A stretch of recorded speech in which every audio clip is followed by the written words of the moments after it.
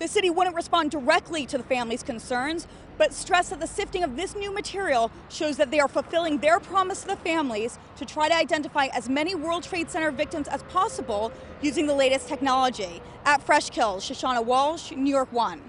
We're here at Mitt Romney and Paul Ryan's first joint town hall together since Ryan joined the ticket over just 1 week ago. Steve Day says he's likely to endorse sometime between now and Christmas. One person we know he won't back is Mitt Romney, but even he, like many GOP caucus goers in this state, is still undecided. We're here at Mitt Romney and Paul Ryan's joint rally in Michigan. Ryan's last stop was in Fayetteville, North Carolina, near Fort Bragg. We spoke to military families about the ongoing war in Afghanistan and how it affects them and their community.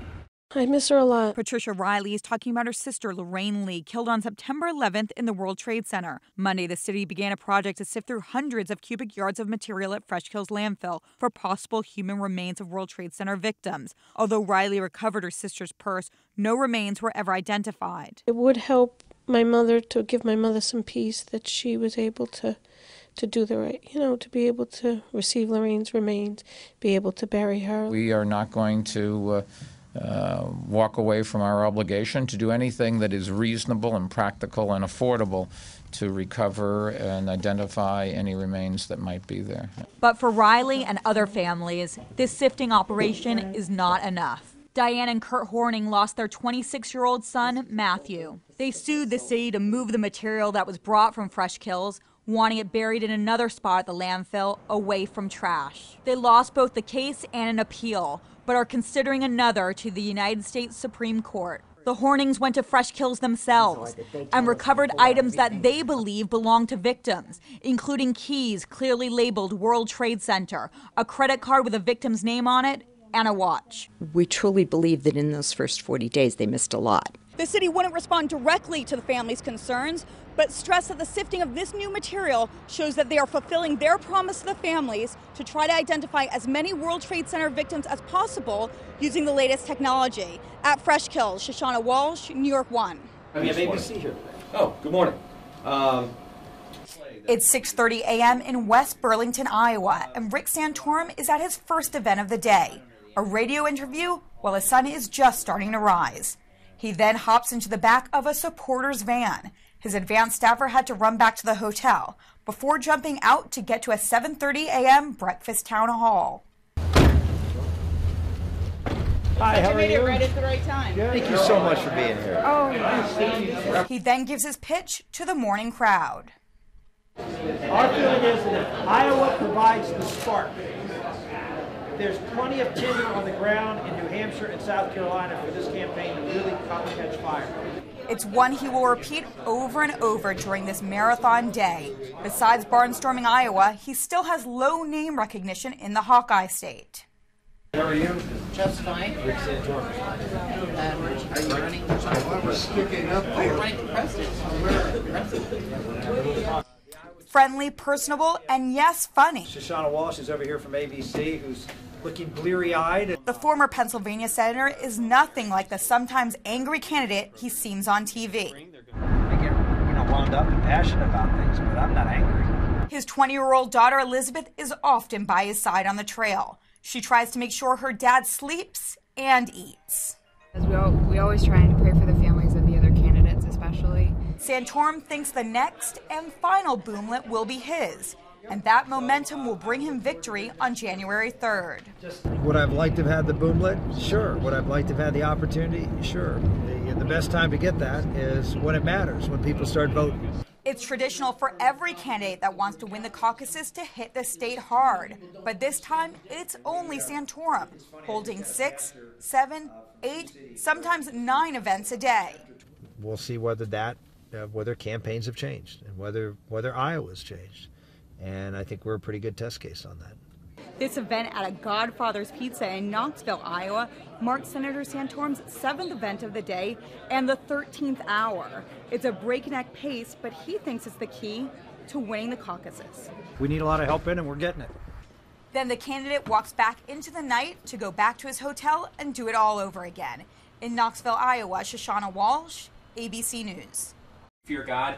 tell the truth and make money. That is Steve Deace's motto, a conservative evangelical talk radio host here in Des Moines, Iowa. He's controversial, no doubt about that, speaking out against homosexuality, abortion, and on most nights, Mitt Romney.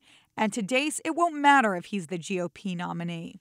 To me, it's not so much about beating Obama, because the reality is if we just replace Obama with another big government politician, it doesn't change anything.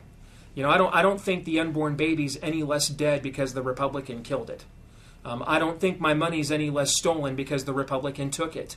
But he's not just another guy ranting into his microphone. In 2008, Deace used his drive time slot to pummel Romney night after night and promote Mike Huckabee, who went on to win the caucuses even though Romney dumped $10 million into this state. I don't really view myself as a leader. I really view myself, if anything, I'm an amplifier. With national ambitions on his mind, he now has a nationally syndicated show.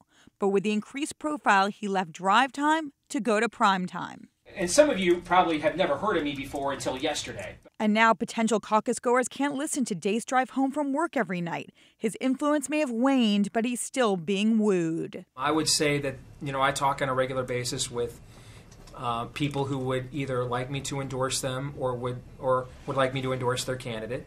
Steve Deace says he's likely to endorse sometime between now and Christmas. One person we know he won't back is Mitt Romney. But even he, like many GOP caucus goers in this state, is still undecided. You would ask me for the straw poll, I would have said Ron Paul. You would have asked me 6 weeks ago, I would have said Rick Santorum. You would have asked me a month ago, as I watched Newt Gingrich take a lot of the issues, I'd have said him. If you were to ask me today, I'd probably say Michelle Bachmann. With Steve, what you see is what you get. And what you get is exactly what's on his mind, especially about caucus politics. I want to make sure that the candidates get a thorough vetting, almost to the point that they don't ever want to come back to Iowa again. In Des Moines, Iowa, Shoshana Walsh, ABC News. Do you have any plans, though, to run for your former seat? My plan is to enjoy this great parade. Former Congressman Vito Fossella isn't denying the buzz that continues to surround him about whether he will jump into the race for his old seat. After recent reports claimed he is still mulling it over, New York One asked Fossella his intentions at the Great Kills Memorial Day Parade. Are you behind the rumor and speculation that you may run? I don't know. I'm very humbled and touched and blessed that I was able to represent the people of Staten Island and Brooklyn for all these years. Fossella did not seek re-election in 2008 after drunk driving arrest revealed he had a second family in Virginia. There are already 2 Republicans in the race for the 13th congressional district. One of them will take on Congressman Michael McMahon in the November election, Michael Grimm and Michael Allegretti. But some local Republicans like State Senator Andrew Lanza are just fueling the speculation. It's very simple for me. Vito has served in Congress. He's got a great record. The people know what he did for this district. Although Great Kills is clearly Fossella country, residents on the parade route had mixed opinions about whether he should enter the race. I don't see why any personal issues should have to go with public issues. I think it would be just as well to let it be the way it is.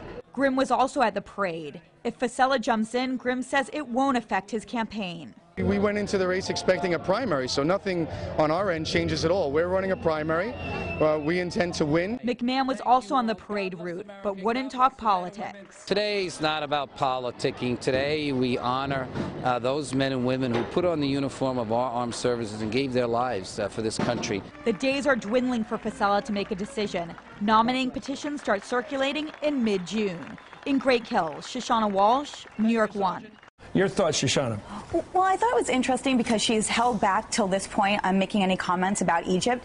And I know that she has foreign policy advisors. They're very good. They brief her. But I thought that she was pretty unprepared. Shoshana, should they suspend Sarah Palin and Mike Huckabee, do you think? Well, it's interesting that Fox believes that they're not getting closer to running for president, and they do believe that Newt and Santorum are, so maybe they know something that we don't. When the president does something like this, he does it for a calculated political reason. People that he wants to come out to vote next Tuesday that might stay home, that are not fired up, as you see the Tea Parties are the younger people that are going to watch The Daily Show tonight. We all know, Shoshana, that on election eve, when the McCain camp conceded, that Governor Palin did want to say a few words, but they wouldn't let her. Now, you guys got the actual written speech? We exclusively obtained the victory speech and the concession speech. So they had 2 speeches. Yes. Sarah Palin did. It was written by a McCain speechwriter, and she tweaked it, so it's definitely in her own words. And the victory speech, we think, is especially interesting because it is a whole different world with John McCain as president. You can't just have a camera and not an editorial presence, because then you can't be sure of what the video is saying. They said, we're not going to send a camera if you don't let a producer in there. No way, you're not going to have those pictures of them shaking hands. It's not going to go anywhere. And then they relented.